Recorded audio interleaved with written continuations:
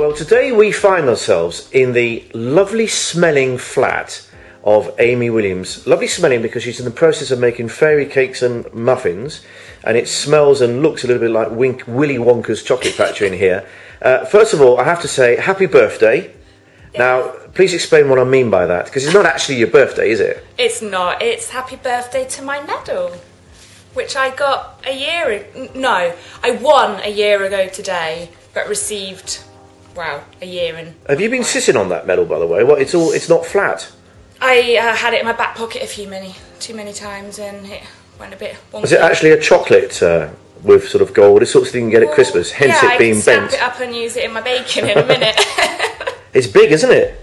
It's very big. I'm very lucky that they designed some amazing medals for this games, and it's over half a kilo. It's solid. It's a good one. I won a good one.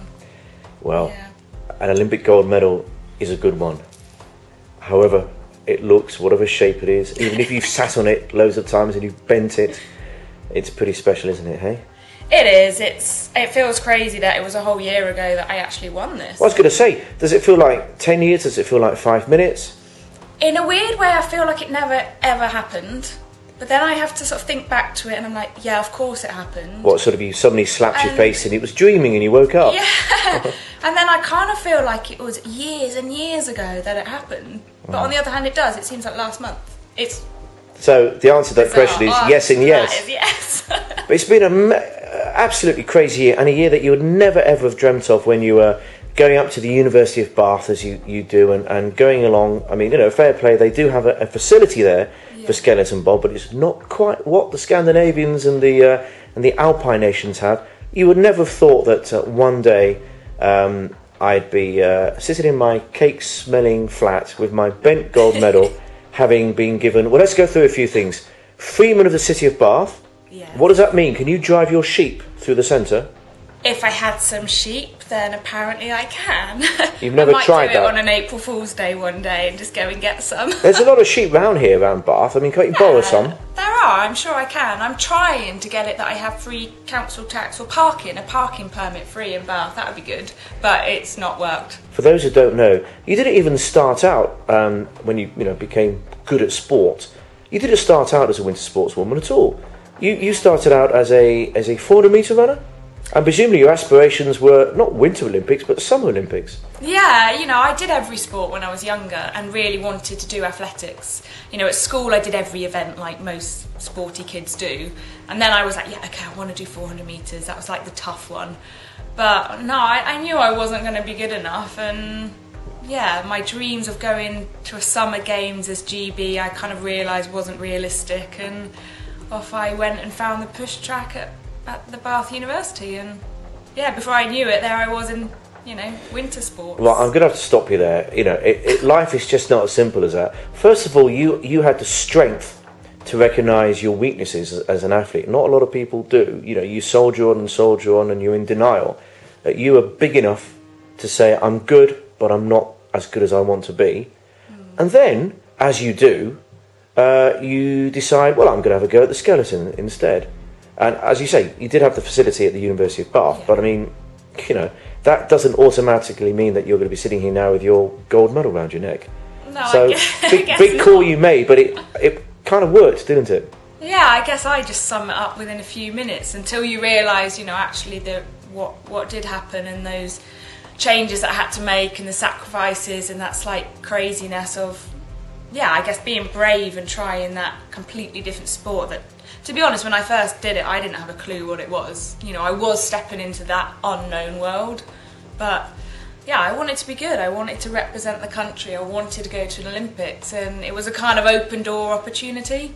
So I took it. You were saying how, obviously, you really enjoyed yourself, but it's been tough to sort of maintain that level at the top of the world. And I guess, a bit of a dip this year by your ridiculously high standards. And that may serve you good in the long term.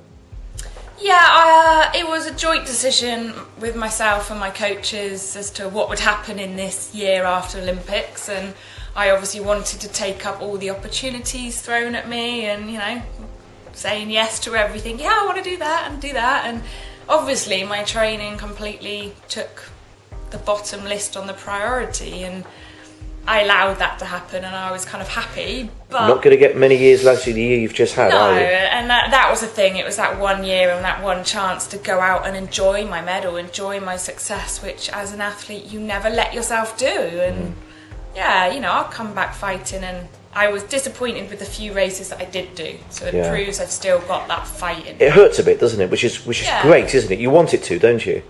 Yeah, I would have, if I felt nothing, then I would have known that was the point to stop and say, okay, I've got my dream, I've got my gold. But the fact that it did upset me and it did hurt when I didn't do as well, then I know I still want it and I still want to be competing. Well, it's nice to see you in the flesh, because obviously normally it's just somebody in lycra with a helmet, and which, you know, in a blink of an eye and you've gone. Yeah. So this is the real you. This is me, not in sports kit. Yeah.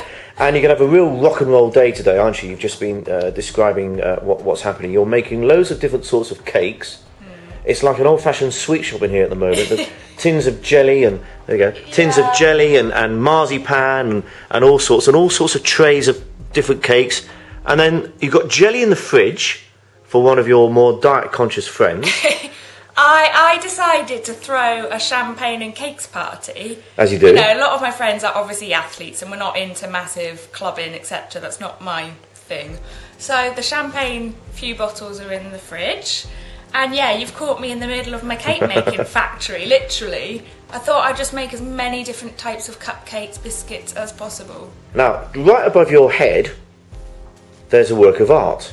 Yes. And your dream, apart from winning another gold medal, I suppose, is, in the long term, is to open up a gallery, and we've just discussed this, as an extra throw of the dice, little tea and cake shop in the corner. Slash gallery. Yes, so that you can look at the gallery and have a muffin and a cup of tea at the same time. But when you look at the gallery, it's not looking at necessarily anybody else's work, although maybe some of it. It's looking at your work, because here's the thing. Not only are you very good at going downhill on ice at ridiculous speeds, you're also a pretty good artist, aren't you? And that's your other passion apart from making cakes and winning gold medals. Yeah, it's my other passion that I wanted to, you know, get my...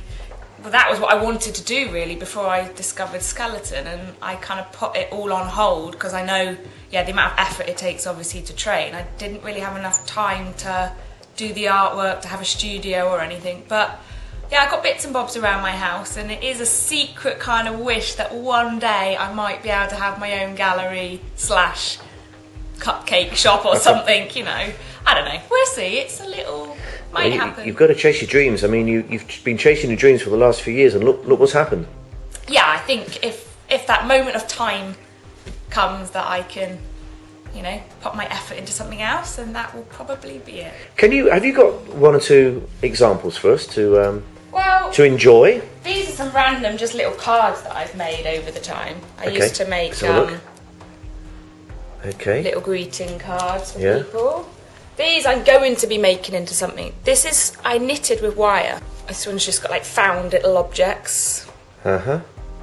This is a little example, maybe. Right. So just building up layers of machine embroidery. And here we have... From many years ago. Not that long ago, a piece which you actually did for, did you say A-level? That was my final A-level piece. There we go. That's a machine embroidery one. In fact, all of these are mine. But that's not really the style of what I do anymore.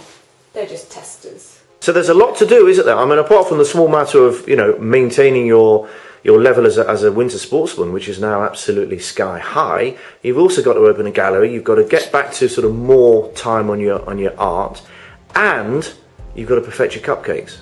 Indeed, yes. I will have lots of judges today about my cupcakes.